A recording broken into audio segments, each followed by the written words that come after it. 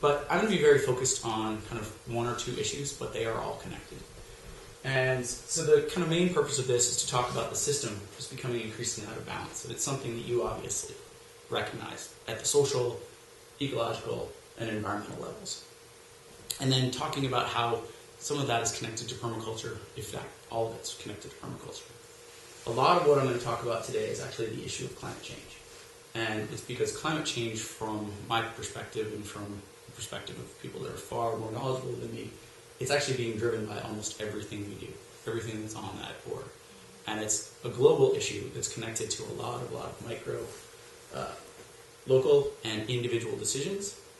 But what I'd like to do is end on how we, at my kind of homestead scale, have begun to integrate solutions to address this, but then also kind of give a glimpse of how we're beginning to see it within communities, within the state, and then talking a little bit more about my experience working within the larger region, New England, Eastern Canada, but we're also seeing at the international level as well. The intention is not to say, we're screwed. The intention is to say that we are at a turning point, and the ship is beginning to make that turn. It's a slow ship to turn, but we can do it. So, I actually want to start on a positive note. This is what New Hampshire used to look like back in the 60s and 70s. We had very, very pervasive problems that were easy to see because we used to dispose of stuff on the ground, in the rivers, and into the air in a manner that people could not escape noticing. Like is that Concord there? So, which one? The dome there. Yes, so that's actually an open landfill in Concord that's since been mitigated and turned into, I'm not exactly sure, but it's beneficial reuse. It's a brownfield site. Probably so this is the natural river. At one point, you used to be able to tell what they were dyeing in the Merrimack River based on the color. Like the mills were just... Same with the Ashrita? Yeah, just dumping straight into the waterway. And the water was so polluted, the only thing that could live there were what I understand to be sewage worms. They don't sound particularly attractive. Rich might be able to do something fermenting them, but other than that, they really have no beneficial reuse. Yeah, but the success story, it sounds about as tasty as kombucha. But this is the natural river today. We have largely succeeded in addressing these problems where, when things are pouring out of pipes, we put in place regulations and we solve it. Anyone that's traveled to a third world developing country and has had their eyes burn out just from the amount of air pollution knows we're doing something right. And we've done it while actually saving money, saving lives, and one of the reasons why I think we've become relaxed about the need for environmental regulation is because we've been so successful. We don't see the need for it anymore. Why do we need it? The rivers are fine. But we need it to keep the rivers fine. We need it to keep the air fine. But now we have completely new problems. And they are resulting from changes to the environment itself and the way the environment behaves. Rather than our interaction with the environment is actually now coming back and visiting us. It's causing climate issues, weather changes. We're seeing that there's more roads, there's more development, and these are encroaching on the environment in incremental ways that degrade the environment in far more smaller ways, but that they accumulate. Rather than a big pipe flowing into the river, a big pipe dumping hazardous waste on the ground, big drums being put in the ground, it's like death by 1,000 cuts. And so these are problems that require different types of management, and they have different impacts. And so you basically created this list.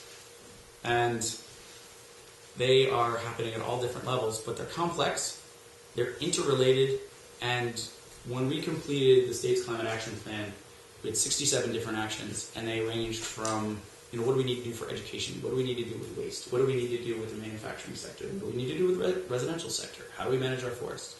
It covered all elements of the environment, all different types of activities. In order to try to understand it, I tried to map it. I can't show this to anyone during a formal presentation. This is something that was for my own edification, but what it illustrates is that much like the knee bone is connected to the shin bone, I think, every one of the problems that we've identified is related to one another. They're related to very often the same problems: overconsumption, reliance on fossil fuels, not recognizing the value that ecosystems provide for us. But permaculture, for me, became the tool to make sense of all that. So to Jane's point about how do you navigate all this? How do we begin to kind of break down this complex system, identify the problems, and look at the individual solutions? And it for me, often comes down to food. We need it because all of these issues, they're affecting food for us in the short term, the long term, at a regional and local scale, at an international scale. And so the quote that Steve ended with, or nearly ended with, was, we're only truly secure when we look out our kitchen window and see our friends and food nearby. That's paraphrasing, that's on the board. And a couple of things that I've always bore in mind is the rule of threes, why food is so important. And we can live 3 minutes without air, 3 minutes without shelter in extreme situations, or 3 hours without shelter in extreme situations, 3 days without water, and 3 weeks without food. So permaculture allows us a means to kind of secure these things. We've done a much better job of protecting our air. We do okay with shelter. Water's, again, back in the news, so we need vigilance in terms of how we're protecting that. And food is something that is becoming increasingly unsecure. I don't know how long we can survive without people. You know, in the movie Castaway, he apparently survived for 5 years. I would have gone crazy after about 3 weeks. But that's something to consider. But some of the things that we may talk about, the conflicts we may see around the world, are actually arising from this food insecurity. Buddha and I were talking yesterday about some of the things that we've seen in the Middle East with the Arab Spring, the uprisings we saw in Tunisia and Libya and in Syria. There's actually been some research that suggests that there were food price spikes that took not civilizations, but nations that were already kind of on the brink of social change and made people really, really hungry. And anyone who's ever had a child who is hungry or has missed a nap knows that their basic needs have not been met, and that they are least reasonable and most have difficulty with transition, difficulty with any other challenges they may face. I saw bread lines in Cairo in 2008. And that was right around the time that there was some global food issues going on. I think we had fires in Russia in 1 year and in the Ukraine we had problems with wheat yields there. We've also had drought in Australia, which is also a breadbasket for the world, and China was having its own. So when each of those areas isn't producing, the population that's now rivaling 7 billion and may head to between 9 and 11 billion by the mid-century, there's increasing pressure for us to make more food. But as Josh said, we're already wasting 40% of what we grow in the most affluent nation in the world. So we have a rising population. We have food that is not being adequately used and dispersed, creating problems in those areas that have the least amount of economic pull, that don't have kind of the economic black hole that draws food towards it. Well, and they're not tending their native lands. They could be growing locally. Well, in some of those areas, they may not have the rainfall to sustain their populations. They have large growing populations, but very often they're in leading extractive, natural resource-based economies, and they've been bringing in their food. I mean, if you look at what China's doing, they're buying up portions of Africa to secure food for the future. Yeah, and actually, you're in East Africa, between China and the U.S., huge areas are being purchased to grow crops to export. People are spending a lot of their time getting to those sites to work and to put the soil. They built a city in Niger. Yeah. That was it. In where? Niger. And so it's increasingly globalized, the food supply. And one way we can think about the local food movement is we're not just investing in our local community, but we're actually reducing food pressure worldwide. Because you're not taking food away from someone that can least afford it. Our food may be more expensive here, but you're contributing to global security by buying local food, because now people that are hungry may have more access to it. Again, it needs to be done at a much grander scale than just ourselves. But it is a way to think about how we work with our communities if we were able to replicate Local Foods Plymouth on a much larger area. Even in the U.S., if the shipping lanes go down, Hawaii's only got 3 days of food for the population. So Interesting point. Why permaculture in New England? In a recent study that looks at the food supply within New England alone, this is the study showed that we have 50% of the acreage needed to produce our vegetables. But that same acreage could be used for 25% of its fruit, or 50% of its dairy consumption. So it's 85% of our farmland could only provide 50% of our dairy consumption. We live in a highly populated, very food-constrained area. We have rocks. We're really good at growing grass. We can't really grow the wheat and not the mass, but the grains that we need to kind of sustain a large population. When you look at how much food we can only bring in about 5% of our population, beef, but most of that is fed with grain that's coming from someplace else. We are highly dependent on imports. And so we only have 12% of the food that we need on an annual basis. And oddly, we are just like Hawaii. Mm-hmm. We have 3 days worth of food on hand at any point in time. And so if there were something wrong with the food supplies out west, and those trucks that Josh was talking about that left on Thursday couldn't make it, and we're going to start to see food get a little thin on the shelves. But if that becomes kind of a regular occurrence, we are now in the same situation as we might be the most developed nation in the world, have the biggest military, but we're just as dependent on food, if not more so. Here, we are have a low food security. We don't know that because grocery stores are always overflowing. Well, the other thing is that people are so addicted, and I think it is addicted, to terrible sources of food which don't really supply nutrition for folks. It's, I don't, from what I understand, there's not a problem anymore with starvation, but obesity, and it's because we've got all this junk.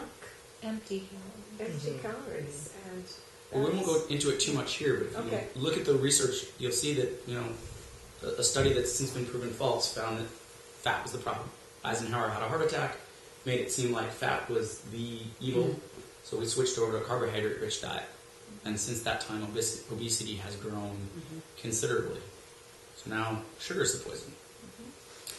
But there may be other things, the antibiotics that we're putting in ourselves, putting in our food supply in order to boost the size of the animals that we grow, make it more efficient for cows. And some of us were talking about this at dinner yesterday, that they feed antibiotics to the cows, pigs, and chickens, not just because it keeps them alive longer, but because it actually changes the microbiome, the flora and fauna in their gut, so that they absorb calories more efficiently, grow quicker. We feed them less.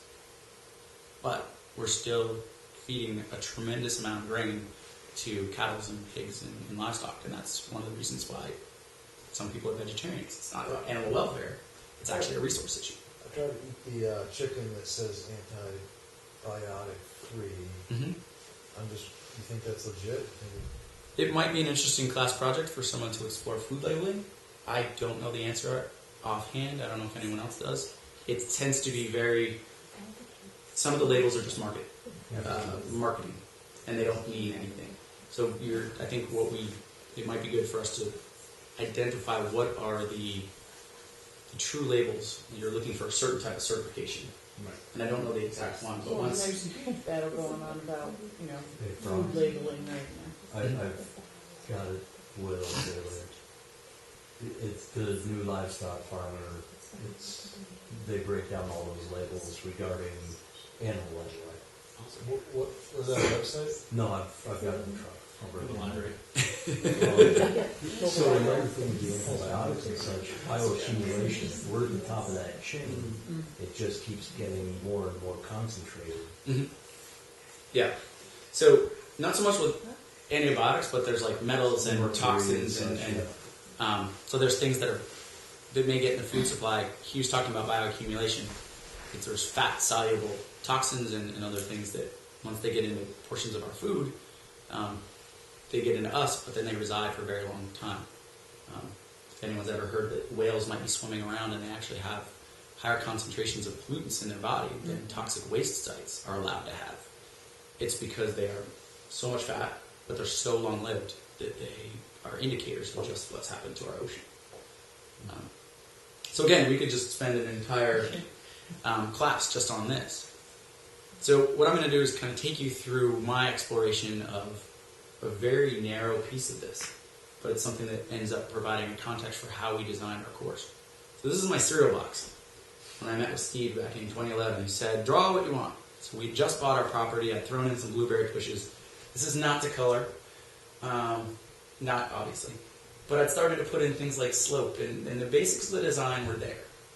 But the most important thing that was there was my goal. We want to grow all our annual supply of fruits and storage crops. Basically meant apples and potatoes, which interestingly, pomme de terre, which is the French word for potato, is apple of the earth. So I just want apples. And Steve kind of looked at me and was like, really? He wasn't too judgy, but he did enough, making me think about, okay, what is my goal? And is that the appropriate goal? But when we began to look at the permaculture principles, fortunately I had a friend who, we're not terribly close, but he gave me advice that first thing he did when he moved into his house was just sit. He's not into permaculture. He just wanted to wait till he knew what bulbs were where. He wanted a traditional landscape. But the advice that he gave me was right. Like, I don't know what's in my yard, don't mess with it. So Steve introduced me to permaculture at a time when I'd already been sitting on the landscape for a couple of years, mostly analysis paralysis. I was terrified of making the wrong choice. I put in blueberries and some apple trees because I knew I liked those. Ultimately, I moved one of the apple trees because I discovered that's where the septic drainage was. But we spent a lot of time on the observe and interact. And it's really taking the time to just get to know the site, get to know everything about it, so that when we do make choices, I'm really cheap. I don't want to plant something and then plant something again and then plant something again. So it ended up being an economic decision. And so we began to look at it from all sorts of different ways. This is our site from a slightly more colorized version. Google Maps is this fantastic thing that is actually updating pretty regularly. And you can draw diagrams that give you a pretty good idea of what your property line are. This is more accurate than the map I was given when I moved in. It caused my neighbors and I to have a site assessment done, and we're going to have a survey. We're going to reset pins. We thought our property ended. There's a fence down there, and had only been able to use that much because the fence had been there for 40 years. Legally, I think they could actually claim that land now, but that's a totally other issue. But when you're observing, something that Marilena is going to get into a little bit more in July and August is the different ways that we would look at sites. And it's a site analysis. And you can create layers. So you can look at what's the climate for your area, what are the landforms like, what's your soils like, what's your water resources like. Josh Arnold and I will go into a couple of these next week. But because of my work with the state on climate change, I spent an incredible amount of time on climate and thinking about how the site is going to change, not at each different scale and each different kind of domain, but over time. Because if you can look at your climate now, you can look at your land now, but these sites are going to be around. Our house is already 60 years old. My parents grew up in a house that was 200 years old. These landscapes are going to be around for a very long time. The U.S. is actually very young. We could be here a couple thousand more years. And so an important thing when I'm talking about climate, when I'm talking about climate change, the important thing that gets people confused is the climate is not the weather. So the weather is what the meteorological conditions are like right now. And in 2012, it was 90 degrees in March. In 2014 and 2015, there were days that were below zero. It was an incredibly different set of conditions. None of those are climate change. Those are just weather. And the weather can change from day to day, week to week, year to year, month to month. But when we talk about climate, we're talking about what's your average weather like over a 30-year period. And so for that reason, my wife actually has bins, one for the spring, one for the summer, one for the fall, one for the winter. And because she knows what the average weather is going to be like, what our climate's going to be like, she knows when to put the hats out, when to put the jackets out, when to put the jackets away, when to put the boots away. It works for everyone else in the family but me because I'm bald and I wear a wool hat 2 months out of the year. But that's the climate. And people know what the various climates are like in their area. Some people leave this area because they don't like its climate and they want something softer. Or they move back to this area like I did because they can't stand the heat. So we began to incorporate climate into our observation process. And when you're looking at your site, you don't want to look at climate at that scale. It's too hard. And you can't even look at it at your town scale. So we began to look at like what's going on with New Hampshire. How is New Hampshire's weather patterns? How are they changing now? How are they going to change in the future? And so there's lots of data that's starting to emerge. And some of it's very easy to access and some of it's very hard. And so I'm going to kind of go through some of the general patterns. But even then talk about what's happening nationally and internationally. Because as we just talked, food supply is now international. What happens internationally with our climate, with our weather patterns in other places around the world, is going to have direct impacts on our state. And Sarah, I'm sorry, I have my back to you. So, when I'm talking about climate change and global warming is not quite a synonym, but what is your level of familiarity with this concept? So, Buddha probably has 25 books on it. He probably knows more than I do. Level of familiarity with climate change? Yeah. Can anyone explain in one or two sentences what I might be referring to when I'm talking about climate change? Greenhouse gases. Okay. Ocean acidification, Okay. particulate matter. Desertification. Okay. Rising seas. All right. So they're talking about the impacts of climate change. And ocean acidification is actually not climate change, but it's caused by the same mechanism. We have too much greenhouse gas going into the atmosphere. Like greenhouse gases, does anyone know what some greenhouse gases are? CO2. Carbon dioxide, methane, Carbon dioxide, methane, nitrogen dioxide, nitrous dioxide. nitrous dioxide. Yeah. So there's many different types of greenhouse gases. Some of them are natural, some of them are man-made. CO2's been around for millions and millions and millions, well, billions of years. And it is responsible for Earth being habitable. If we were to strip away all the greenhouse gas, we would have a planet that's negative 68 degrees on average all across the entire planet. Pretty unhappy, because water would be frozen. Without water, we can only survive 3 days without water, but in extreme temperatures, we can only survive 3 hours, so we're doomed. So we need greenhouse gases. They keep the Earth livable. But they've been going up since the 1850s. Mostly CO2. Methane's been increasing, especially more now as we've been harvesting methane from underground. But with livestock, they fart a lot, and that's where a lot of our methane comes from, but it's also produced by our trash. So we've got that. Nitrous oxide and other chemicals are created either by vehicles or by the industry. And so what we've begun to see is a huge spike in greenhouse gases, far above what we've seen over the past 400,000 years, or actually the last 3 million years. So we're well outside of the range of CO2 that's been in the atmosphere since humans came to being on this planet. And we've started to see a change in our temperature. What we can see is that this is 4 different research entities around the world that tracks temperature. And they're not exactly in agreement on what the precise or what their average temperature was for the year, but the trend is overall the same. Starting back in the 1880s, it was low, far lower than it was today. There's a dotted line that goes across. That dotted line represents the average temperature for 1950 to 1980. That's considered kind of the baseline temperature against which we measure. Below that is the anomaly below the average. So it's almost half a degree below the long-term average back in 1880. But then since 1950 to 1980, we're now approaching 1.5 degrees above just the average temperature around the Earth. So 1.5 degrees doesn't sound like a lot, but the average temperature of the Earth is only, I think, 50 degrees around the Earth. And so once you start to add that much, you've increased the temperature of the entire globe by 1 degree. It's a huge amount of energy. But that's just in the air. If we look at where heat is actually being stored on the Earth, this shows how the surface of the Earth has changed on the land and in the ice. And this is how much heat it has absorbed.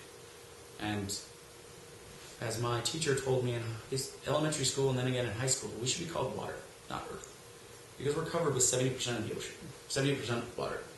So 90% of the heat that is being absorbed by the earth is being absorbed by the oceans. And so they are warming very, very fast. In fact, the Gulf of New England or the Gulf of Maine is the fastest warming body of water in the world. So we're very lucky, very excited about that.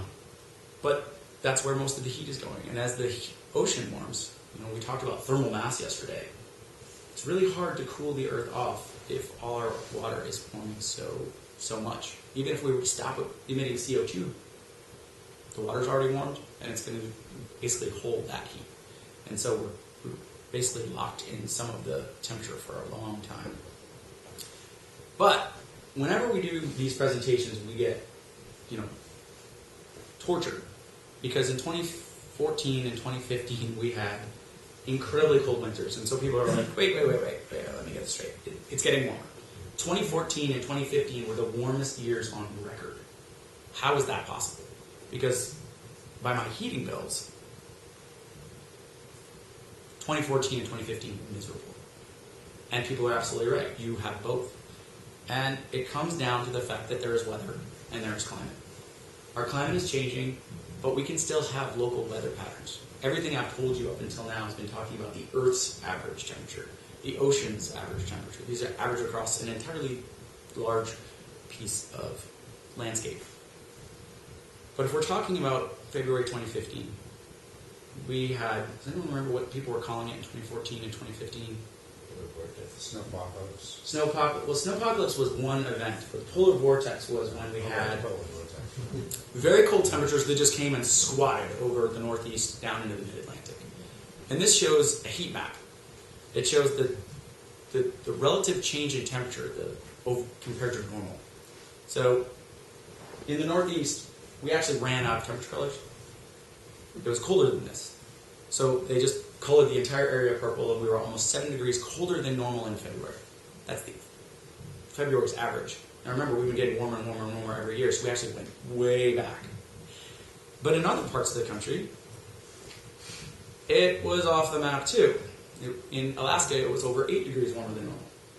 Anyone know about a kind of big deal dog sled race? What's been happening with them the past several years? Yeah, they put them on the wheels now. Right. They've had to import snow to the finish. They've actually had to move the start at sometimes 100 miles north because they don't have sufficient snow. Now, what's important to recognize about this heat map is Alaska warmer than Washington State right now, or Washington, D.C. right now, in this picture? No, it's just warmer than normal. Yes. Area. So it's colder, they're colder than we are, but they are way hotter than they are normally at that point. So they normally have their standard, yeah. And then when we step back and look at the entire globe, it's really easy for us to get bent out of shape because we're freezing, we're having a snowpocalypse. But Siberia is literally, melting. The permafrost is no longer freezing the way it used to. And so this is, when we talk about global warming, that is global warming. The globe, on average, is getting warmer. And this is just 2014, 2015. For comparison, it's a different map, but it shows that it's very similar. Hot everywhere else, but we had very, very cold weather that just squatted on top of us for most of the winter. And the reason is, and this is something that once we explain this to state agencies, all of a sudden they're like, okay, we get it. We get climate change. We need to start responding. This image here shows the jet stream. And the jet stream is normally this is becoming a meteorological lesson. But with understanding comes the ability to respond. The jet stream is just this band of wind that travels around and travels around and travels around. And usually it's really high speed. In fact, if you travel enough by plane, pilots used to be really excited to catch the jet stream going from west to east because you just cook back. You take hours off the cross-continental trip. But as the Earth has been warming, you see a pattern to the warming in 2014 and 2015? Northern Hemisphere. It's in the Northern Hemisphere, and the equator really isn't warming all that much. So the differential between the extreme north and the equator's slowing. I mean, it's getting lower and lower. It's not that close, but it's changing enough that the jet stream, instead of being a nice tight band, is getting lazy. Because the jet stream is actually driven by the temperature differential between the Arctic and the equator. And it's getting really lazy. And what you can see is that when it gets really lazy, cold air spills down, and warm air can get pushed up. And so this is exactly an image that shows what happened in 2014 and 2015. We had warm water coming up from the Pacific and warm air sitting over Alaska, and cold air that just sat on top of us. We just took the Arctic and moved their air. We took their winter. It heated up a little bit because the Gulf of Maine is the warmest body of water on Earth, and that's actually where some of the moisture came from for the snowpocalypse. So all of these things are interacting because it's this giant machine that is the Earth that creates our climate and weather. But we need to understand this so that we can kind of decipher these changes that are happening. And this is just weather, but it may be a consequence of climate change when this happens. And so that's why next year we may have another hard winter. But this is the same question again. Okay, so it was freezing in 2014, 2015. It was 70 degrees in December. How do we reconcile that? I thought you said the jet stream was changing. Does anyone see any differences in this image? Like the red splotch on the equator. Yeah. Anyone know what we call this particular event? Usually happens every 5-6 years. Sometimes it's really, really powerful. El Nino. El Nino. So for anyone that speaks Spanish, what does that mean? The little one? But what type of little one? Boy. So it usually arrives around December. Fishermen along the coast of South America were like, oh, it must be, they timed it with the arrival of the Christ child, so they called it El Nino. How do you spell that? Christ. No, it's Nino. N-I-N-O. Yeah. N-I. Yeah. Okay. With the umlaut then. Yeah. Or not the It's a umlaut, tilde. Yes, umlaut is if you're speaking Russian or German. So we had similar patterns, except our winter didn't get as cold. In fact, we were warmer than normal. And it had everything to do with all of that heat that we've been dumping into the ocean. The ocean decided to give us a Christmas present, and it burped it back up. And so for that reason, the Californians were thrilled because they thought they were going to get huge amounts of warm water on the surface. Warm water on the surface turns into clouds. Clouds turns into rain. They're in the middle of a drought. In 1998, I got to go out and visit after El Nino had happened, and there was so much gullying and washing out and erosion because they had gotten just devastated. This particular El Nino event was actually more powerful, but it didn't break their drought. They didn't get as much rain. And for us, it kind of messed with the jet stream because now that temperature differential wasn't as extreme. So we were a little bit more balanced. And so we got maybe the winter of the future because now we got to see what everybody else is experiencing. No snow, No snow. which makes it feel colder because without the snow sublimates the moist cold air from the air. Mm-hmm. Yeah. But that doesn't happen. It just seems so much colder. Yeah, so it was like a winter. Okay, so what are we actually seeing in New Hampshire and New England? So as these larger global changes are happening, I've talked about a couple key winter weather events that may be indicative of global changes that are affecting our weather. But on average, we've seen an increase in our annual temperature, much like it's been happening around the world. But our seasonal temperature, winters have actually been getting warmer and warmer. Up until the jet stream started to do these weird sort of things. It's a recent phenomenon, we're not sure if it's permanent. But we saw winters actually getting 4 degrees warmer, where our annual temperatures were 1 degree warmer. Which stinks for us, because we really depend on our snow for ecological reasons as well as economic reasons. People in Boston will not go skiing if there's no snow in their backyard. Doesn't matter how much snow is in Sugarloaf, which is far enough away that they usually get.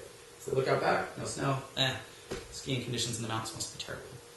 So that has economic implications. But if there's no snow on the ground, it also, I think Buddha had mentioned it yesterday, there's more freeze thaws. The temperature in the ground can go way up and way down. So all the plants that we plant don't have an insulating layer of snow to block the negative 20 degree day, but then all of a sudden it hits 60 and it warms the roots up and they get biologically active and then it snaps back down. So we may now actually see more winter kill. The winters are more mild, but from an ecological standpoint, they're not harsher. because they lost the one thing that really kind of helped. Who said they worked at Hubbard Brook? They're doing a study on that. Yeah, they actually send you out and do what? You shovel all the snow off the plot. Yeah. So they go out. You have to keep the snow cleared off an acre. How exciting is that, John? But then you compare it to the site next to it, which has the snow. How did the ecological community within that spot change? And they might do it all around the watershed to make sure you randomize results, and it's not just that plot. But they're looking at how do we deal with no snow. But we're also seeing huge changes in precipitation. We are seeing increases in the severity during the most powerful storms. Like last night, I slept so well in here. I'm not sure if it was just the roof, but it sounded pretty intense. But over the past 40 or 50 years, they've found that, so this map shows the increase for each region of the U.S., the increase in the amount of rain that falls during the most powerful 1% of the storms. So if there's 99% of the storms are smaller than the top 1%, that 1% has gotten 75% more intense. So there's a lot more rain falling during these events. We might actually be getting less storms, but those storms are more powerful. The problem with that is if you get a lot of rain falling all at once, where does it tend to go? It washes out. Yeah. The ground can't absorb it fast enough. So the net effect is that our landscapes now feel like they're getting less rain. Our rivers are going way up, and then they go down. They're becoming just drainage. And so the ground can't absorb it fast enough. And so our groundwater, there's studies going on now to detect, are we actually going to see our groundwater go down and down and down? We're seeing less precipitation fall as snow in the winter, and more falls rain. This is a big deal because the ground does freeze enough so that when it rains, it just runs off. And we don't get those snowpacks that melt really, really, really slow and feed the ground and feed the flowers. And so kind of that vernal moisture is, I've been digging in the ground this past couple of years, and the ground's dry by April in some cases, because we haven't been getting as much rain in April, but also the winter snowpack is gone in parts of March.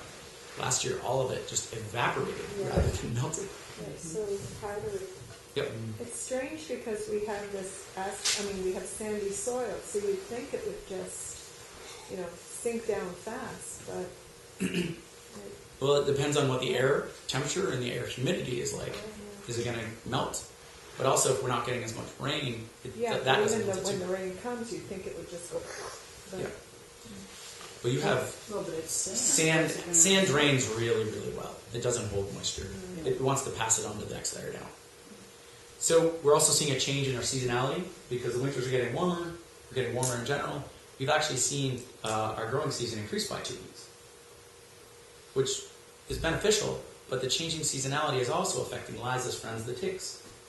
They have a longer time to grow and mature, and there's less snow on top of them and less cold, and so they may have a better survivability because deer and ticks deer and mice survive better, and those are the hosts. The hemlock woolly adelgid is the same problem. It And- doesn't freeze out its life cycles. Yeah. So all of these things have this ecological cascade, even though they're weather. Like our weather is changing, our environment is changing, and so we're starting to kind of get into what I'll tell you next, which is what are the ecological implications. But as we're getting more water, we're also getting more summer drought. And it has everything to do with kind of this change in the amount of rain, how it falls, the amount of snow, how it melts. And in the summer, it's now hotter, and we're getting less precipitation fall in the summer. So we started with less water in the ground. We now have hotter temperatures, so there's more of that evapotranspiration coming on, where the trees are trying to keep themselves cool, pulling moisture up, and then that sends it off, but the ground is drying more quickly. The implications for that is, when you plant a tree, you might have to water it for 2 years to get it established, rather than just 1, to get it through a period where it can get wide enough, but more importantly, deep enough roots to find those water reservoirs. Alright, so really quickly, we've already touched on some of these. Temperatures are going up, we're seeing more extreme temperatures. This has implications for public health, because once it gets above 90 degrees, we and the ecological communities are more at risk. the oldest and most vulnerable people within the population, we need to be checking on them, just as we need to be checking on our plants. We need to be taking into account like that people care. Because people, once it gets above that temperature, humans aren't really that well adapted to dealing with heat. We're much better at cold. Cold, you can put on a hat, jacket, and plants, once it gets above 80 degrees, like they become stressed much more easily. And that's just relaxing. You have nightmares. Yeah. But with the change in weather, we're also seeing our emergency responders a lot busier. If you look at the number of extreme storms that we've seen over the past decade, we've had, I think, 18 emergency declarations or presidential declarations in New Hampshire over a 15-year period. The 50 years before that, we had around 14. So some of that has to do with the fact that we have more people living in more exposed areas as we move into the woods. So now you're cut off more easily when the power lines come down. How many of you, most of us are from New Hampshire, has anyone seen what's been happening along the roadside? Yeah, they've been cutting it. Yeah, Eversource moved in. It's not Eversource. No. It's the Public Utilities Commission, in order to make sure that we have reliable electric power, has required all utilities to contract to make sure that we're cutting back. Because if you remember this, the ice storm in 2008, we were then followed by a windstorm in 2010, 3 of them, and that took down power lines. We had a snap snowstorm in certain portions of New Hampshire during, I think it was Snowtober. So Halloween was canceled all over the state in 2011. Because there were still leaves on the trees, the snow falls, it took all the oaks down. Other storms come at times of the year when they take down the pine trees. You've seen where they've done it really aggressively. And the level of aggressiveness has, I think, gone far higher. There are towns in New Hampshire that form committees to say, we're cutting down all of our trees, what are you doing? So not the topic, because you said it's not the utilities. Anything that they do to invest in the grid, to keep the grid up, they're guaranteed by legislation in New Hampshire to make 11% on that investment. So every dollar they charge Ashland, they charge the ratepayers $11. So that's not how 11% works. No. You just charged 100%. Well, So they're marking it up. But I think it's when they make investments. This is maintenance, so it may come in our rates differently. right. But they're making money on the extreme cutback. They're making money on because the cutback seems unnecessary to me. Just on the road that I live on. And it's happening around the state, but this is a form of adaptation where we're looking at right now. It's a dollar of course. But right, I'm sorry. No, but this is how we're because when we lose power, we don't have a distributed grid where we can do microgrids. Where if we lose it in town, we can at least isolate the hospital. Or we can isolate the police station. We can isolate the school and create warming shelters. So in the future, we may have more of these microgrids where we're able to keep the most important infrastructure and public health assets, public safety assets up and running. But until we do that, it's kind of a blunt instrument to cut the trees back. There were towns that for a while I was hearing that wouldn't let any of that happen. But when they were hit with the next storm, I think the resistance has fallen because there's businesses that lose money when they're out of service. I think we had homecoming weekend at UNH, we had power outage. And I was at one meeting where the businesses took the planning board and the town council up and down, to break them over the coals. Because they blame them for not allowing the companies to come in and do the tree trimming. But there is that kind of balance between the beauty that is New Hampshire, and so I can't speak to everything, but it's one of those things that the answers are out there. So this has actually become something where we can go around and ask people around the state, how many people have bought one of these in just the past 5 years? And usually it's like over 50% of the room. And the only reason it's over 50, not more, is because we asked the question 3 years ago. Then it would have been 85%. We're just getting that far into it where people are modifying their behavior. But we're seeing changes to the ecology that has direct implications for our food supply. The lobster population, does anyone know what's happened to that? Yeah.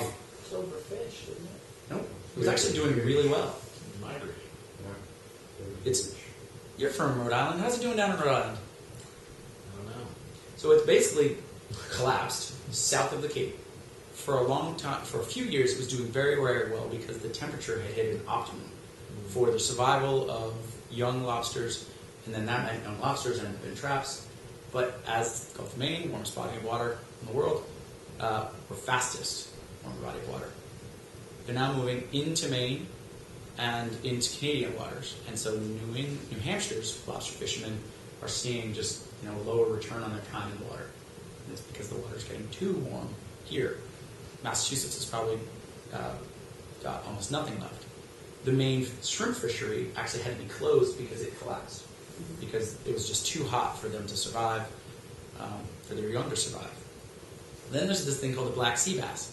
Started showing up in lobster traps. Fish and Game is now deciding that they have to manage something that it's not invasive because it used to exist south of south of Cape Cod. But now the water's warm enough that it came around and is now becoming an endemic species. It's not necessarily a problem, it's just this is the migrating nature. But Steve was talking about your plum crop, peach crop. We are seeing more opportunities for trees to flower and then freeze. This puts our local orchardists under a lot of pressure because it used to be, March comes in like a lion, out like a lamb, April showers, maybe May flowers. We can't rely on that. It's becoming a much more variable climate because the jet stream, it can cycle. It can bring warm air up, but cold air right back in on a very short cycle. I think it was,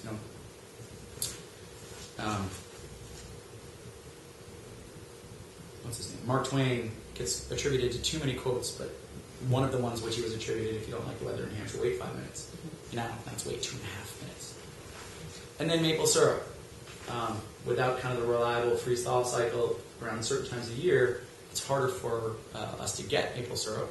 The first run, second run, third runs don't work like they used to. But also, the tree survival rate is going down because as it warms, other species can push in.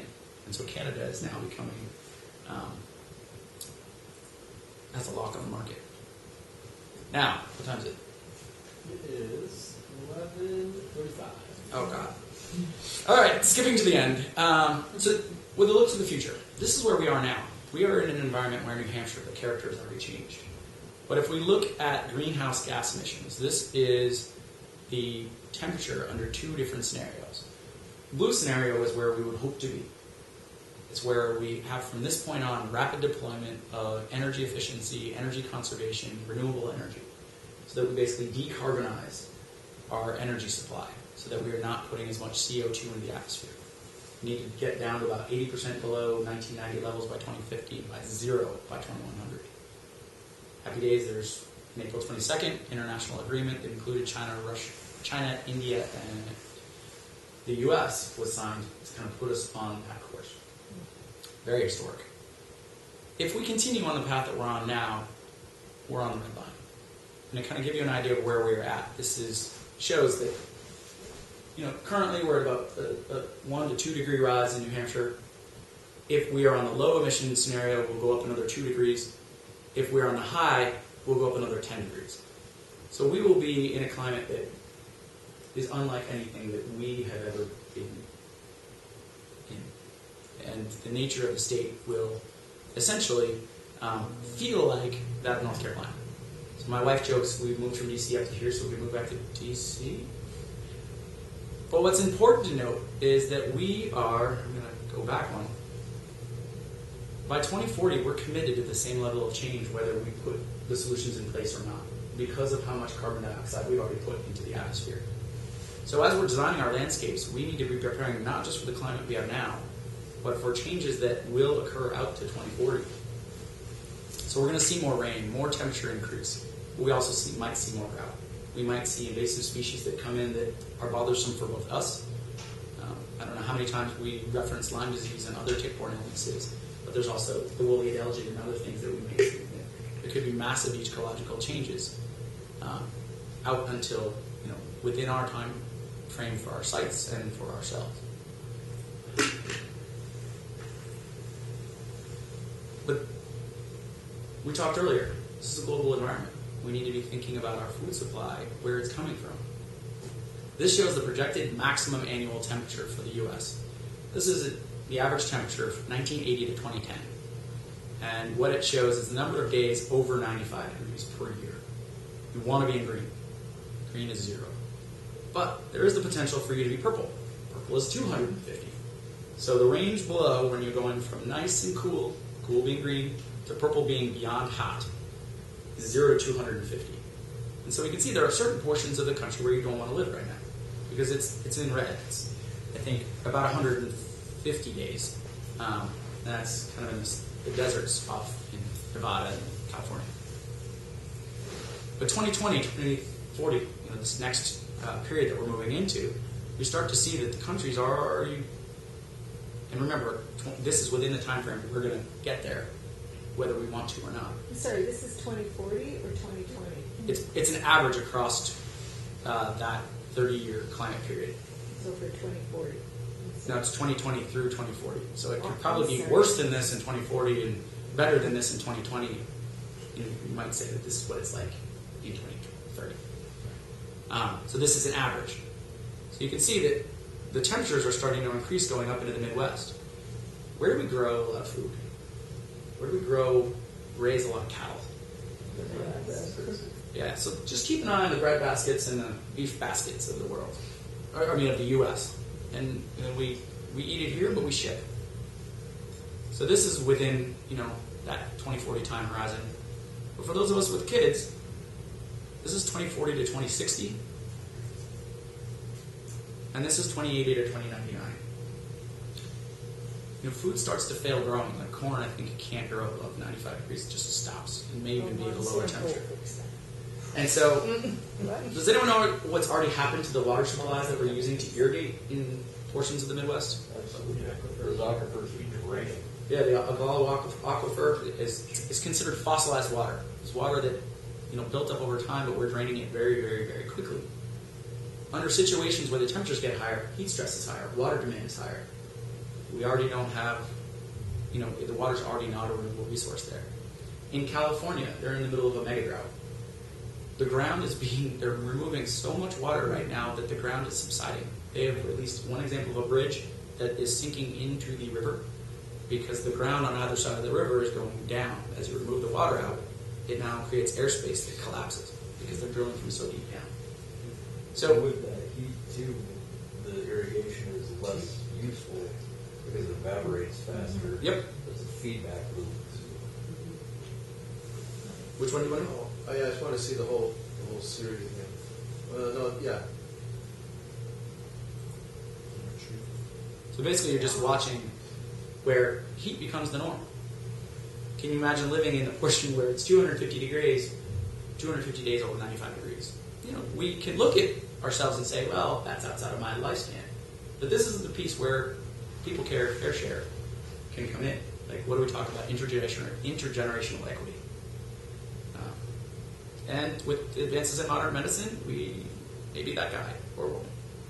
She really should have one of those skirts that does the triangle. Cuts out halfway. But this is not just temperature. There is rainfall.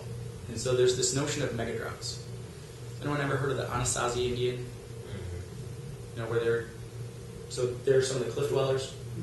It was thought that they were actually driven out by a drought that lasted in their region for 30 years. It just stopped raining. Where? It's in the Midwest. I can't remember exactly the Four Corners. So, yeah, I was going to point at it. So the Four Corners. But what this map shows is the chance of having a drought of that magnitude, 30 to 40 years. We're already having problems with food supplies in California. Their drought is 4 to 5 years, and it's already considered a mega drought. This is a multi-decade drought, and the chance of it occurring within the continental U.S. And again, it seems to pop up in areas where we have a lot of grain, a lot of livestock, a lot of food. And so along the bottom, very light yellow is 0 to 10%. So happy day for us, because we can't see us because the chance of that happening is so low. We may still have 3 to 6 month drought or a multi-year drought. That's happened in the past. The 60s had kind of a brutal drought for us. But Texas has a almost 70% chance of having a multi-decade drought. There's a pretty high chance that they're going to see one that's maybe less than 10 years. But this is something where if we are looking at having a global or national food supply, the places that we depend on for food, we're already food not resilient. We have 2 to 3 days worth of food supply on hand. So this is one of the things we can be considering. All right, so I'm going to kind of skip to some takeaways. It's going to get more stressful. It already is stressful, more so than it was when many of us were growing up. National and local food supplies are going to, national and global food supplies are going to become more at risk, making local food supplies and personal food supplies all that much more important. And because of how we were talking about global conflicts possibly being driven by food insecurity, the choices that we make can actually affect that global food supply. Imagine that everything that you're growing is actually adding to the amount of food that's available. We'll see more diseases, more extreme storms, more trees that need to be trimmed back. Our landscape is going to change, whether we physically change it to respond or we change it because the weather changes. All right, so Love it. yeah. Actually, this is from the road, but essentially the same thing. No place you want to be. So we have many, many choices, though, and that's kind of what the heart of permaculture for me is about. It's about making kind of the local and the community scale changes. Yeah, we can do nothing and just assume that we're going to get through this, or someone will get us through this. But we have choices, and we can be doing everything that we can to reduce our own carbon dioxide, and that essentially changes the rate that climate change slows. If every single one of us in this room acted, we're not going to solve the problem. But we can still be contributing to that, and then acting at various different levels within our communities, within our state, within finding ways to work within the nation. It's surprising the amount of change that you can accomplish if you kind of set your mind to it. But then there's also this resilience piece. And we can be working on this at a much more effective scale, building our own personal resilience while we're waiting for the causes of climate change to be addressed. And so the reason why I kind of took you through this is that once you understand the causes of climate change, CO2, once you understand all the different impacts that we'll likely see in New Hampshire, we'll have a lot of rain at the wrong time, we'll have not enough moisture at a different time. We can begin to incorporate responses into our design. And then we can also begin to kind of take that permaculture lens and incorporate it into a kind of social design, how we interact with our communities. Like Steve and Josh are irritants within their communities, but are then beginning to affect positive change once they become trusted agents. So, time check. 11:45. Okay. Go ahead. If you're going to leave this slide up, can it be the one on the resilience and competitiveness? I don't think he's done it. Chris, are you done? Or? No. Oh, I was seeing, so I was going to take you through some of the things that I've done with my design, and being like, oh my god, what am I supposed to do with this information? carry on. And you will get a copy of this on Moodle or directly sent to you once I convert it to a PDF. Moodle would be best because it's huge. I don't want to crush your boxes. So with that in mind, I'm like, yeah. So fruits and potatoes. Storage, I'll be tired of potatoes. Apples is just one type of fruit. And so we took our goal and completely revised it. And this is one of the reasons why I'm a big advocate of start doodling now and take the entire 7 months to test out ideas. Share it with people within this group. Send it to us. We'll be happy to chat. I mean, this is all I think about on my way to work and back. It would be good to think about someone else's problems other than my own. So we want the site, and I'm going to read it out loud for everybody, to support self-sufficiency by providing abundant and diverse sources of annual vegetables, root crops for fresh eating, livestock fodder, and for storage, and produce more energy than is consumed. And we'll have established a diverse abundance of large and small trees, shrubs, and vines capable of providing fruits and nuts throughout the year under a variety of short and long-term weather conditions, cold winters, extended heat waves, and droughts that will become increasingly dynamic in the coming decades. So this is the outcome that we are now shooting for. And our design ended up being, how do we find a way to achieve this outcome?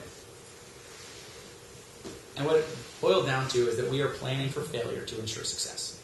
So there's a lot that's going to change, and that if I just plan on apples and potatoes, where you only have one goal in mind, if you don't get that, you don't get anything. And so I went through and began to try to come up with, how do I build each of these principles into that design? How do I address this very long-term issue that's going to affect me and my children? And I'll try to take you through it without yelling it at you to get it done in the next 15 minutes. So catching and storing energy became very different. When we first thought about catching and storing energy, we immediately threw PV panels and solar hot water panels on our house. I hadn't been thinking about potatoes as catching and storing energy. But once I began to think, how do I catch and store energy to replace some of the needs I have? Okay, I have chickens, they eat grain. I don't want to bring grain onto my property anymore. I want to become independent of that, or less reliant on that. And so one of the things that we're going to start doing this year is growing giant, I think it's mangle, or I mangled the name, mangel. They're beets. They grow to be 20 pounds in size, and it used to be one of the primary sources of feed for animals prior to the introduction of grain. And they store. You can hang them in the coop, and the chickens will peck at them rather than each other. They're full of sugar, and the chickens turn something I'm not going to eat, which is a giant fleshy taproot, into a usable product. But then we also are putting nut-bearing trees and shrubs all over the property, providing backup sources of protein, not realizing that we could just go to death. But we've been using a lot of white oaks and bur oaks, as well as native hazelnut, and then hazelberts, and Chinese chestnut, and I think that's it for now. Hazel fir, is that a hybrid hazelnut filter? Yeah, it's bred by St. Lawrence Nurseries. Okay. I think I actually did put black walnut on the property this year. I won't necessarily ever see some of these, nor do I actually want to go through the effort of cracking open a black walnut. But it's resilience. If everything else fails, I can graze on that. And then, looking at obtaining a yield from everything that we do. So now I'm not just growing food and soil. I'm growing food and soil and bugs. I'm actually trying to raise bugs, because it feeds the chickens, but it also feeds the soil and breaks things down, which then makes my plants more resilient, makes my soil better able to retain water. The crops that I'm trying to actually cultivate are like mushrooms and creepy crawlies, things that create an ecosystem that is resilient to all these change. Trying to raise independent children who can leave this site and be better able to take care of themselves wherever they leave. Like, we've actually been bringing the girls along with us when we go to buy trees, and they let them pick stuff out. We don't go to a toy store, we go to a tree sale. But they got all excited about it, because now, that's my tree. I picked it out. I helped plant it. They're invested in it. And then we're building community and educating friends, because I can't do everything. But some people can do other things, and I trade them eggs. I trade them potatoes. And they trade me babysitting, because that's way cheaper. Self-regulation and feedback became a big one. Something that Ben Falk wrote in his was, plant as much as you can afford. And so I've been planting as many different types of cultivars, which are, cutting a branch off a tree and putting it on the rootstock of another, so you have an exact clone, but then also using seedlings of lots of different types of trees, because I want to have as much genetic diversity for certain types of trees, like I have wild American plum, beach plum, cultivated plum. What if one doesn't work? I'll have a backup. But then also making sure I have as many different types of species, so I've got pear, plum, peach, apple. Struggling but not doing very well with pawpaws. Trying to make sure that there has as much variety as possible to get us through. Maybe if there's one year there's a freeze, takes out 50% of our fruit. But something else, which is really kind of slow pokey in terms of developing flower, provides us with something edible. And then using and valuing renewable resources and energy. So as much as possible, trying to avoid food waste and energy the first time. But we've renewably heated and powered our home. We're collecting rainwater all over the place and redirecting that to places where there's just not a lot of moisture, or the soil is sandy. So I have one rain barrel that actually just feeds that to kind of keep that area as heavily charged as possible. And the trees there are doing tremendously well. But we're also bringing beneficial insects onto the property.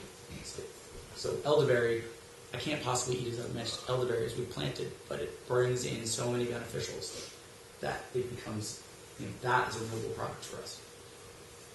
But it also eliminates the need for sprays, so we don't need to contaminate our water in order to get another outcome. Producing no waste has become something that's gone off-site, so we're doing a kind of small-scale version of what Josh does.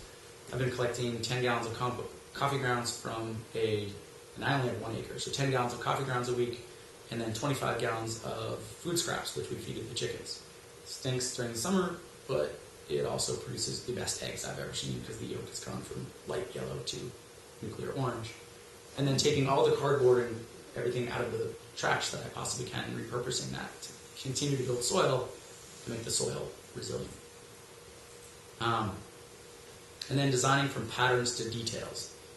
And so this is one where when we step back, we're like, what sort of design are we trying to incorporate?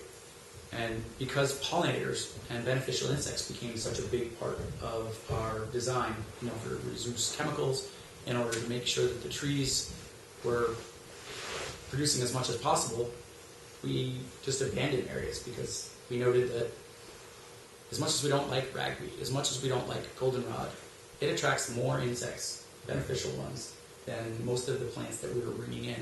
And so there's huge swaths that we only cut back in the fall to keep the briars down. And then we put edges around everything. We have hedges that are going through the middle of the property, all around the property, around all the buildings, because it's creating habitat for birds to hang out, and they'll be taking out caterpillars and other not predatory, but pests. But it also creates places for snakes and other things to rest and hang out. Trying to create as much habitat as possible. You said hedges or edges? Hedges. Hedges have edges. Because they do. They make the structure lumpy. They're tall, but they also can kind of go out, and you can bring the flowers out. So when we first got to our site, it was 1.3 acres of grass. It was a wasteland. And so we have a production garden that's almost 3,000 square feet, the 6,000 square foot orchard, but we've got, I don't know how many thousand square feet of hedge, but it goes around everything. And it's porous. Like, edge is amazing. Yeah. Hedge. So birds can fly through it, insects can rest there and nest there, and we try as much as possible to use the New Hampshire nursery because they sell 10 plants for $15, and they have an incredibly high survival rate, and they have native and non-native species. Which In Boston? yes, and it's the only New state. Hampshire nursery? Yep, New Hampshire nursery, and it's fantastic. I mean, every year I buy way more than I need from them, but it kind of helps with plants as much as you can afford, and then I can use my remaining limited dollars to get kind of the more exotic things that I want to spend time gleaning, edible products from. I'm not going to eat a lot of like the wild cranberry, but I'll feed that to the chickens, and it'll actually provide structure as well as flowers. Flowers for the pollinators and for the beneficial Is insects. that the one just north of the nursing home?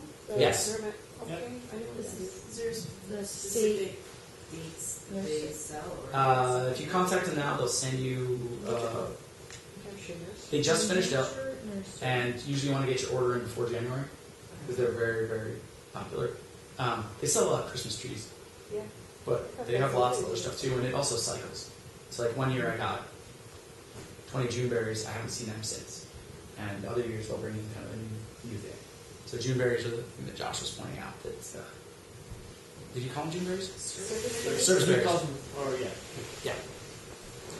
And so there's just a lot of different variety there. And you can pick ones that you want, and you can try other things, but again, they're so inexpensive, you can also... If you have the heart, you can kill them if you just don't like what's in know. I traveled to Ireland, and all of Ireland there's a program where the Irish government are funding hedges all over any landowners, large farms. And they're doing that, I think, in England too, They're because putting hedging in, and it's serious. Like this. Yeah. Yeah. And they've had a long history of hedges in Europe, but they provide they divide property, they provide habitat, they the keep wind, sheep in. they break the wind. You can also create shade in areas where you want it, windbreaks. So Food production. food production. Like I put it in some areas where I wanted to create shade, because there's just the soil was too sandy, so it dries out too quick. Putting a hedge next to it cuts down on the amount of sun it gets for half the day. So now I retain moisture and can actually grow more stuff there. And so that it becomes hedges are like a huge tool for us. They look terrible right now because they're like these little twiggy things, and chickens like to get them out. But someday, Check with NRCS as well, because I'm doing a lot with them for grant money for various things. So if you check in with them and even just exhibit an interest in that may be a way to start programs like that for like government sponsoring hedges and things like that. They do quite a bit already. Don't some of the university extensions have plant sales also? in New Hampshire, I think County conservation. the county conservation districts actually get it from the New Hampshire nursery, and then they'll get a few other things. The conservation district that I saw this year actually had far less than the New Hampshire nursery. And the New Hampshire nursery will send it to your county conservation district for you to pick up, if you don't pick it up right there. I just go pick it up there because I feel cool going and talking and stuff. But you can also volunteer at the New Hampshire nursery. There's like a community that just hangs out and they prep thousands of, not even thousands, like tens of thousands of trees. Is that throughout the year? Or? No, they do it like this year. They were able to pull all the plants really early, and then between like the beginning of April and April 15th, they prep all the orders, and so it's just working around the clock. But if you contact them, there are other things they'll have to do during the year. There's some weeding, there's other things, thinning, and when they're thinning, often they'll give you plants. So People don't know. this is one, the integrate rather than segregate. Like, this doesn't quite, you could look at it a bunch of different ways, but once I looked at kind of the way that the climate is going to change or the weather is going to change, understanding where things are already dry and understanding where things are already wet, we now just assume that each of those is now going to get worse. The dry soil has a chance of getting even, like, it's going to just get worse. The wettest soil, when it comes down, is going to drain even worse. So we pushed everything to kind of the end of its tolerance and didn't put anything like that might be sort of okay in wet soil. If it's not perfect in wet soil, it's not going there because it's probably going to die when we get the really intense rainstorm events. Anyone remember June of 2009? It rained every single day in June. We went into our potato field and it was literally up to our knees and we located during the mud. We may see events like that. And so we just want to make sure that when we're planting in those areas, there's a lot of willow, there's a lot of dogwood, there's a lot of red maple, things that can handle that. But in the really, really droughty soil, there's nothing of value that can't survive Nevada. Or at least the mountains in Arizona, because it has to also be able to survive the cold. Chris, you're at noon. All right, so we're getting close. So using small and slow solutions, one of the biggest changes is we started to think about putting oak trees in. I wanted the landscape to be now, but if we have a droughty landscape, it's going to be changing for the next 50 years. I need to think about things that are really long-lived. And just like we were talking, the oak tree needs time, but it also, like the king of the forest, they stick around, they can endure. And part of that is because they have a really thick taproot. So I looked at what trees have taproots. Is it, the chestnut, not the chestnut, the oak, the hickory, the walnut, so that they can endure kind of this fluctuation. But they've also kind of got the genetics to be able to withstand a lot of this. This one actually replicates, and for the interest of time, it's redundant. Basically, we're using as much different diversity so that we can fail. And using edges, we already talked about hedges. And then this is one that creatively use and respond to change. I started to look because this landscape needs to live. And I don't want it to just be my lifetime. If my kids live here, the next person buys it, maybe the real estate community will know how to value a permaculture landscape when I sell it. But I've begun to plant trees at the end of their range, trying to do as cheaply as possible because if they're at the end of their range, they could die sooner. But as the climate continues to change, I'm moving things up from the mid-Atlantic and from Rhode Island to here because their climate will arrive before they can physically be carried by that squirrel, by that blue jay. So we're moving them along.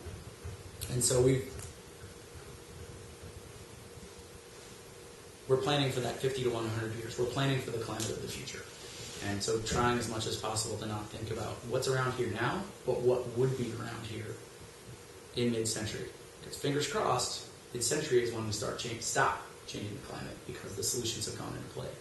If we're at 10 degrees, I can't plan for a 10-degree rise like where we are today. But I can plan for a 2-degree rise.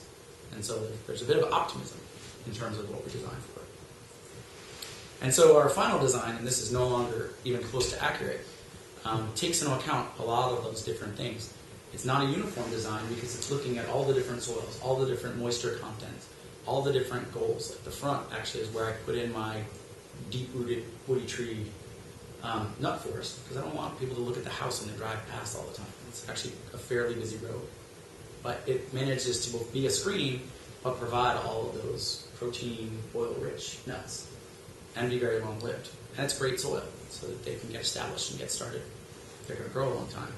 Further down is where I can put my cheaper stuff. And I can, the design will be included in the presentation, and anyone that wants to ask questions about it, I can. But I basically digitized everything so that I can go through and delete and add new things in. And I actually need to update it because now I have the corner we do own. What program? What are you using? That's PowerPoint. I work in PowerPoint a lot. PowerPoint, you can do that Yeah. with PowerPoint. With really a lot of stubbornness. All of those trees are just cloud images that I repurposed and made them into trees. But almost all of it is to scale, and because I used I made Google image or did Google Maps, and then did a print screen, and so therefore I didn't have to worry about drawing to scale. It was already done, and then I could map everything out. And then I could also show it to my wife and say, "This is what we have. This is what I'm thinking about," and draw it on there. And then she could say, "No, that's ridiculous. It's going to look like Sanford and Son, both trees." And it's called your it totally does. Pickle Bucket Farm. Well, actually, we've switched it to Pickle Bucket Permaculture, and then it's 5-year farm. Because I keep telling my wife, 5 years, baby. Oh, we beautiful in 5 years. But the pickle buckets come from the fact that I used to pick up my grease from my waste vegetable oil car back before I got rid of it in pickle buckets. So we have nothing but green buckets in our yard. So that's a whole long story I can tell you. All right, so we are at lunch, and I think I just want to finish on this point. 40 years ago. No, what? No, stop. Apparently it is. Apparently there's some timer involved. So anyway, the point is when we started on those first images, we had all the waste going into the water, all the waste going into the air. We addressed that. We took care of smog with catalytic converters. It was far cheaper than we were expecting, and we did it in a very short amount of time. The ozone layer, when I was in middle school, was going to kill us all. That was addressed with an international agreement, and in a very short amount of time when the political will was right. And then 30 years ago, we created a market-based mechanism where we just unleashed the entrepreneurial spirit of the U.S. and said, you're going to pay to pollute, and those people that figure out how not to pollute can use that and create credits that they trade to other people. So there was like a war within, not a war, but like the equivalent of a space race to Decamp to Mexico? No, I was trying to come up with something clever. They're just to remove acid rain precursors. Yeah. So that, because it became an economic asset to remove it. And so what these show is that we have the tools in place. We have the prior experience. And with the new Paris Agreement, with the things that we're seeing happen within the states and regions, or in the continental U.S., I'm actually far more optimistic than I used to be. There were definitely times when I would get up to work and be like, going to fight against Iraq. And then, not Iraq, but there's so much that's happening now. I think the public is waking up. But there's also things like, hopefully it's in here. This is the price of solar since 1975 in orange. This is the amount of installed capacity per year since 1975. You can see there was a big spike during the stimulus, which was back in 2008, 2009. It dropped down a little bit. But even without the huge government intervention, billions of dollars, the price of solar has come down so much that it's cost effective. People put solar in, and the payback is there now. In fact, I think more solar was put in than any other type of energy source, globally speaking, last year. And so we're getting at that tipping point. And so, New Hampshire doubled its solar in 2015. We and put as much up in 2015 as we had before 2015. so Do you have solar? I do, and we put Is there it. solar here? Yes. Right above your See head. it on this thing. And on the tracker out front. And with some of the solutions, they have an upfront cost, but very often, like with solar, I was going to pay for the energy anyway. So I'm now basically taking my energy costs and using them to pay for the capital costs of my renewables. So I've just basically switched to who I'm paying, but at the end of a 7-year period, instead of having paid a utility and an energy company, I now, and being in whole, I now own my solar panels, my wood pellet boiler, my solar stove, hot water heater, and we are now like locked into less than $1,000 per year for energy. You can throw it off the grid. We are not. At current reason, there's no reason to buy batteries, because by being on the grid, I produce electricity and someone else uses that during the day, and then I'm using a lower carbon footprint. Do you get a check from the utility company? Nope, I don't. I just basically. You would pay. Nope, I keep the credit. Use And it. then So- right now I'm drawing against that credit because I've got my chicks are under a heat lamp. And so we're using more energy than we're producing this month. And then the rest of the year we'll build it back up. So over the course of the year we probably run a surplus of 400 kilowatt hours. And so we've been building more and more with that past couple of years. But that's just kind of insurance, because some days my kids will be older and they're not going to be as thrifty, or they'll be up all night. But the grid is the battery. Yep. So the grid's the battery, but the grid is also getting cleaner and cleaner and cleaner every year. You can watch the emission rate go down. Natural gas has changed that. Efficiency is getting better, and more renewables are coming online, and so that's a very positive thing. Where if I invested in a battery, I would have invested $8,000 or $9,000 in something that takes energy to make those, but it doesn't necessarily provide a benefit to me. If I lived 2 miles down the road and was building a new house, definitely go for a battery, because I don't want to pay all the money for them to run poles and lines. So We'll discuss all this Yeah. further as part of what we call appropriate technologies. It's part of the curriculum. We'll look at all these different technologies, different choices. How do you make these decisions? One thing I wanted to add before you open up to any questions before we wrap is that just for perspective, when the permaculture design course first started in the 80s, what Chris just led you through, that discussion and everything, was a week. It was 1 week of a 2-week course. It was like, why? Because information was hard to get, people were confused, people were coming for different reasons, so they made it a substantial part. Like, they drove you to the brink of depression and then tried to take you back out the other side. So we spent like an hour and a half tops. That's enough. And this is very specific to climate change, in part because it's a temporal component that I think is really important for our designs. Like, we can be designing around all the other problems that we're talking about, but without taking into the fact that we are in what academics refer to a non-stationary environment. We're planning to fail, not planning for failure. It's been really helpful in just changing my perspective too. Starting to change my perspective too. Okay, what's going to happen in the future? Thank you. It's almost like offense is the best defense, like when it comes to designing your property.